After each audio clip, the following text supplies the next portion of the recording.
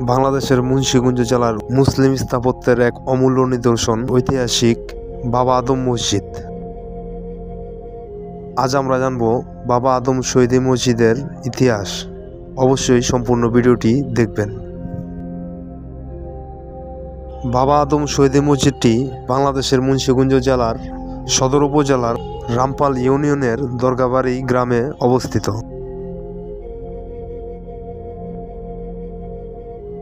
1500 শতকের শেষ দিকে ইখতিয়ার উদ্দিন মোহাম্মদ বিন বখতিয়ার খিলজির শাসনামলে মসজিদটি নির্মিত হয়।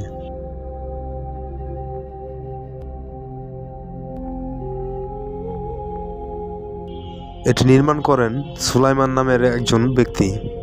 মসজিদটি নির্মিত হয়েছিল বাবা আদম নামে একজন দরবেশের সম্মানে।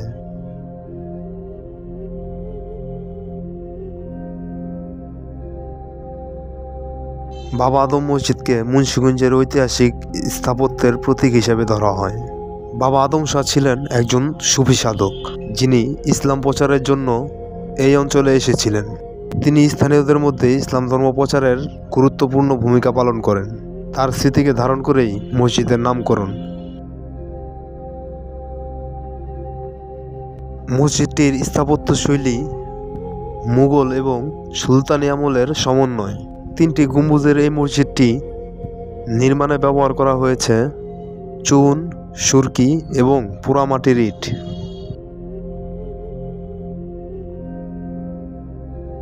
এর দেয়ালে খোদাই করা নকশাগুলি সেই সময়কার কারিগরদের দক্ষতা প্রমাণ করে।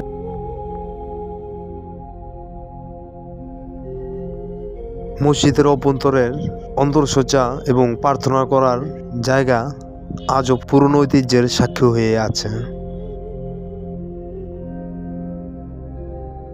বাবা আদম মসজিদকে সংরক্ষণ করার জন্য বাংলাদেশের প্রত্নতত্ত্ব অধিদপ্তর নানা উদ্যোগ গ্রহণ করেছে।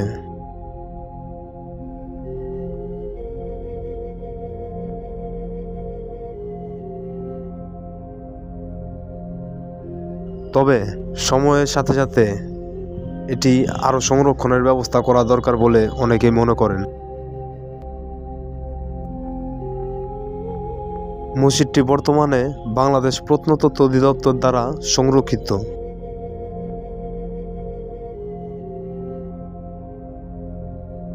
এটি বর্তমানে সংস্কার করা হয়েছে।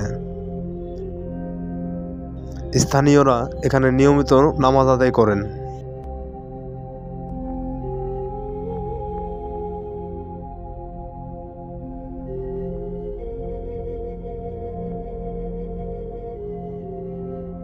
বাবা আদম মসজিদটি আমাদের ঐতিহ্য এবং সাংস্কৃতিক একটি অমূল্য সম্পদ।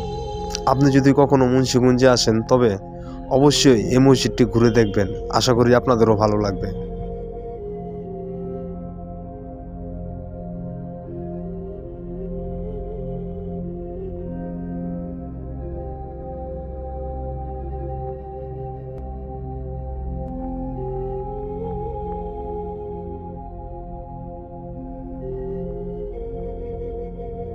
ভিডিওটি ভালো লেগে থাকলে একটি লাইক দিয়ে যাবেন।